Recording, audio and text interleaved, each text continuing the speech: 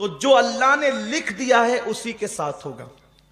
अगर हर लड़की के साथ हमारा निकाह जिसको देखा हो जाता, तो ये जो रिश्ते आके जो वापस जाते हैं ना, कई कई साल तक चलता रहता है, आ रहे जा रहे आ रहे जा रहे। क्यों? लोग परेशान होते हैं, अरे सैयद साहब इतनी जगह जाते हैं, पसंद ही नहीं आता। मैं कहता हूं जा लिखा तू वहां पहुंच ही नहीं रहा है। जहां अल्लाह ने लिखा है तू वहां पहुंच ही नहीं रहा है। जहां अल्लाह ने लिखा है जिस दिन वहां पहुंच जाएगा और वो वक्त आ जाएगा, तो फिर चट मंगनी पट बिया वाला मसला भी हो जाएगा। लेकिन जब अल्लाह ने जहां लिखा है तू वहां पहुंचता ही नहीं है, तो अभी इंतजार कर। ये अल्लाह की तरफ के फैसले होते हैं, अल्लाह की तरफ के। तो रिश्ते आए जाए तो बहुत ज्यादा वो दिमाग पे टेंशन मत लिया करो। अल्लाह ने हमारी तकदीर में लिख दिया है तो होना ही होना है। कोई बगैर जोड़े का जमीन पे नहीं आया है। और बेटियों को जल्दी रिश्ते नहीं आते तो माँ बाप खुद उसको ताना देते, कैसी है तू, मनूस है, तेरी तकदीर फूटी हुई है, तुझे अच्छे रिश्ते नहीं आते, हम परेशान है। यार उस बेटी का क्या कसूर है? अल्लाह ने जब लिखा है तभी शादी होगी। शादी वक्त से पहले नहीं होगी, मौत वक्त से पहले नहीं आएगी, रोजी वक्त से पहले नहीं मिलेगी। अल्लाह ने जब जहां लिखा है उसी वक्त होगा, जो टाइम आ जाएगा उसी वक्त होगा, वरना नहीं होगा। हमने तो ऐसी शादियां भी इस छोटी सी उम्र में देखी है। मैंने एक शादी ऐसी देखी है अपने बचपने में कि बारात तैयार होगी और तैयार होने के बाद किसी मामले पर झगड़ा हो गया बारात के अंदर। तो क्या हुआ, लड़के वालों ने अपनी अना बताने के लिए कहा हम बारात वापस ले जा रहे हैं। ये हुआ, हम बारात वापस ले जा रहे हैं। अब लड़की वाले नरम पड़े, यार इज्जत पे बना जाएगी, क्या होगा? उन्होंने हाथ जोड़े, पैर पकड़े, खुदा के लिए ऐसा मत करो, गरीब की इज्जत से मत खेलो, चलो जो हुआ माफी मांगते, लेकिन मजरा नहीं, हम तो जाएंगे। बहुत मनाया, लोगों ने मनाया, बड़ों ने मनाया, नहीं माने। और वो बारात वापस हुई। लड़की के माँ बाप की तो मौत से बदतर उस वक्त की कैफियत हो गई थी कि वो क्या करें। लेकिन खुदा की शान देखी, अब वहां पे सब रिश्तेदार रो धो रहे हैं कि अब मेहमान आ रहे हैं कि क्या जवाब देंगे इनको। खाना तैयार है, शरबत तैयार है, जहेज तैयार है, क्या करेंगे? ऐसे में एक लड़का अपनी माँ और अपने बाप के साथ शादी में शिरकत के लिए आया था। और वो बहुत मालदार घराने के थे। वो जो बारात आई थी उससे बहुत मालदार घराने के वो लोग थे। जब उनको रोता धोता देखा तो उस लड़के ने अपने माँ बाप से कहा यहाँ इनकी इज्जत बचाना हमारे लिए जरूरी है। क्या ऐसा नहीं हो सकता कि जो सेहरा उस लड़के ने पहना था वही सेहरा मैं पहन लूं? माँ बाप ने कहा कि ये तो बहुत अच्छी बात होगी, चलो अच्छा करते हैं। और 10 से 15 मिनट के दरमियान ये फैसला हो गया। और उसके बाद बारात का जो टाइम था ना जाने का, चूंकि उधर बारात तैयार हो रही थी, बारात का जो टाइम था उस टाइम तक, मेहमानों के आने तक, ये दूल्हा सच संवर करके वहां बैठ गया था, आया था शादी में शिरकत के लिए, बन गया दूल्हा। अब लोग हैरान थे ऐसा क्यों हुआ? वो ऐसा इसलिए हुआ कि उसकी किस्मत में नहीं लिखा था, तो ये बहाने से कैंसिल तो होना ही था। ये तो इसकी बीवी बनने वाली थी ना। एक बात मुझे बहुत प्यारी से यहाँ याद आ गई और उसको बयान करके बात खत्म करता हूं। मुझे मरकज जाना है। इमाम आजम के दौर में एक हादसा हो गया। देखो अल्लाह जो तकदीर में लिखता है ना वही बीवी मिलेगी, उसके सिवा नहीं मिल सकती। इसलिए जरा चक्कर में कम रहा करो कि इधर जैसे बिल्ली की नियत छिछड़े में होती है ना, इधर मुंह डाला। हंसने की बात नहीं है, इबरत हासिल करो। इधर मुंह डाला, उधर ताक, उधर झांक, ये सब बंद करो। इस्लाम का कानून नहीं है, इस्लाम इससे मना करता है। किसी के घर में झांकने से इस्लाम मना करता है। ताक झांक बंद करो। गलियों के अंदर साइकिल लेकर के घूमा तो इधर मुंह डाला, उधर देखा, कोई काम नहीं। गाड़ियां लेकर जबरदस्ती फिर रहे हैं, साइकिल लेकर जबरदस्ती फिर रहे हैं। अल्लाह ने जो तकदीर में लिखा है सुनो। अगर शादी से पहले बदकारी करोगे तो फिर पाक बीवी नहीं मिलेगी। कुरान, अल्लाह के रसूल फरमाते कमा तदीन तुदान, तुम जैसा करोगे वैसा होगा। लेकिन अगर कोई बदकारी कर चुका, उलमा से सुना, बयान सुना और सच्ची तौबा कर ले, फिर अल्लाह तौबा करने वालों की तौबा को कबूल करता है और अल्लाह उन्हें पाक दामन बीबियां भी अता फरमाता है।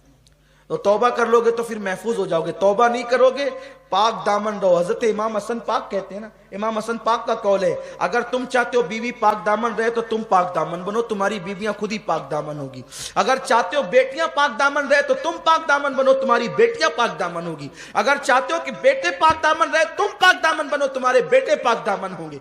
तुम्हारी नस्लें पाक दामन होगी इंशाअल्लाह अगर तुम पाक दामन रहोगे तो।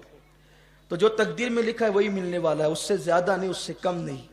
इमाम आजम अबू हनीफा रहमतुल्लाह ताला अलैह के दौर में ऐसा हुआ कि दो भाइयों की एक साथ शादी हुई, दो भाइयों की एक साथ शादी हुई, और इत्तेफाक से दो बहनें भी वो थी, इधर दो भाई इधर, ऐसा होता है ना, दो भाई दो बहन हो गई। अब वो दोनों बहनें आई इधर से और ये दो भाई, शादी हो गई। तो इत्तेफाक ऐसा हुआ जब हुजरे में पहुंचाने की बात आई तो औरतों की गड़बड़ी की वजह से और दुल्हनें तब्दील हो गई, दुल्हनें तब्दील हो गई। यानी इस भाई का जिससे निकाह हुआ था उसकी बीवी इसके साथ चली गई, और इसका जिससे निकाह हुआ था उसकी बीवी इधर चली गई। जब अब रात तो गुजर गई, सुबह हुई, तो सुबह होने के बाद ये बात खुल गई कि भाई वो जो औरतों की कोताही की वजह से दुल्हन तब्दील हो गई, इसकी इसके साथ चली गई, इसके इसके साथ चली गई। इत्तेफाक से उस वलीमा में इमाम आजम भी मौजूद थे, इमाम सुफियान सौरी मौजूद थे, इमाम आमश मौजूद थे, इमाम हम्माद, यानी बड़े बड़े उस दौर के अकाब, यानी कितने बड़े घर में शादी रही होगी वो कि इमाम आजम जैसे लोग उस वलीमे में शरीक हुए होंगे। ऐसा होता है ना कि भाई हाफिज गुफरान साहब जिस शादी में आए तो माशाल्लाह मुअज़्ज़ज़ लोगों की शादी है, हाफिज मकसूद साहब आए तो इज्जतदार लोगों की शादी है, तो ऐसा होता है, मेहमान देख के अंदाजा होता है कि कैसे लोग हैं। अब इमाम आजम जिसकी शादी में जाए वो वाकई इमाम आजम अबू हनीफा, तो वो लोग सब बैठे थे, वो औरतों से बात बाहर आई कि औरतें आपस में कानाफूसी करने लगी कि दुल्हन चेंज हो गई, दुल्हन चेंज हो गई। अब औरतों को बात पता चले तो वो छुपना कब थी, तो सब, अब हर दौर की औरत तो औरत ही होती है, और हर शहर की औरत ही होती है। खूब चीख पुकार होने लगी, अब क्या होगा, अब क्या होगा। मर्दों ने इमाम सुफियान सौरी से और दिगर इम्मा से कहा कि ये जो औरतें तब्दील हो गई कि क्या करें। वो कहा कि तब्दील हो गई तो क्या करें, इसकी इसके साथ कर दो, इसकी इसके साथ कर दो, भाई जो जिसके साथ थी उसके साथ कर दो, क्योंकि ये गलती से वह जानबूझकर तो हुआ नहीं है। अब भाई फतवा देना ही बहुत अहम नहीं होता है, फतवे को देते वक्त ये भी तो सामने रखना होता है कि इस फतवे का असर क्या होगा। असल बात ये है क्या, चलो ठीक है, जो जिसकी बीवी थी उसके पास पहुंचा दो, गलती से हो गया तो क्या करेंगे। भाई दो बहनें हैं, दो भाई है, एक घर में रहते हैं, अब इसने इसके साथ रात गुजारी, इसने इसके साथ रात गुजारी, अब इसको फिर इसके पास भेजे, इसको इसके पास भेजे, तो ये जिंदगी भर एक दूसरे से नजरें मिला सकेंगे, दोनों भाई एक दूसरे को देख सकेंगे, क्योंकि ये तो इसकी बीवी के साथ गुजार चुका है रात, वो उसकी बीवी के साथ रात गुजार चुका है। तो घर वालों को थोड़ा सा तरह कि भाई चलो ठीक है, जो बीवी जिसकी उसकी उसके पास रहेगी, लेकिन ये रात कहीं और गुजार चुकी है, और वो सारी जिंदगी नजर उठा के एक दूसरे को देख सकेंगे, क्या करेंगे। लेकिन उस महफिल में खुशनसीबी उनकी ये थी कि हमारा इमाम जिस पे इस्लाम को नाज है, जिस पर मुस्तफ़ा जाने रहमत को नाज है, वो इमाम आजम अबू हनीफा फरमाते हैं ये फतवा तो अपनी जगह है कि हर औरत अपनी शौहर के पास चली जाए, लेकिन कुछ समाज का भी तो मामला है, कुछ घरेलू भी तो मामलात है। एक काम करो, दोनों दूल्हे को मेरे पास बुलाओ। वो दोनों दूल्हे आए, आपने उससे पूछा तूने जिसके साथ रात गुजारी वो तुझे पसंद है, उसने कहा हाँ। दूसरे से कहा तूने जिसके साथ रात गुजारी वो तुझे पसंद है, उसने कहा हाँ। फरमाया अब एक काम करो, तुमको ये पसंद है जिसके साथ तुमने रात गुजारी, तो ये जो तेरी बीवी थी तेरे निकाह में थी, तू उसको तलाक दे दे, और तू इसके साथ निकाह कर ले जिसके साथ तूने रात गुजारी, और तू इसको तलाक दे दे और ये इसके साथ निकाह कर ले जिससे रात गुजारी। क्योंकि निकाह के बाद अगर विदाई और खलवत नहीं हुई है तो तलाक दी जाएगी, तो उसमें इद्दत गुजारना नहीं पड़ेगा। तो इधर उसने उसको तलाक दे दिया, इधर उसने उसको तलाक दे दिया, और जिसने जिसके साथ रात गुजारा वो उसी की बीवी हो गई, इसने इसके साथ रात गुजारा उसी की बीवी हो गई। देखो निकाह होने के बाद भी कुदरत ने जहां लिखा था, जो जिसको मिलनी थी वो उसी को मिली ना। निकाह भी हो गया है, निकाह होने के बाद भी तो कुदरत का लिखा नहीं टलता, ला तब्दील ले कलिमातिल्लाह। तो और लड़कियों को अगर रिश्ते लेट आते हैं वो बहुत बेचैन होती है कि अरे मुझे रिश्ते नहीं आ रहे हैं, फिर वो कभी कभी गलत कदम उठाती है। लड़के भी उनका अच्छा रिश्ता नहीं होता, बहुत फील करते हैं, अरे यार जो देख के जाता है फिर ना कह देता है, मेरे अंदर कमी कैसे ये सब बताएं, देख के जाते ना कहते। मेरे भैया तेरे अंदर कोई कमी नहीं है, वो तेरे लिए लिखी नहीं थी जिसके माँ बाप तुझे देखने आए थे।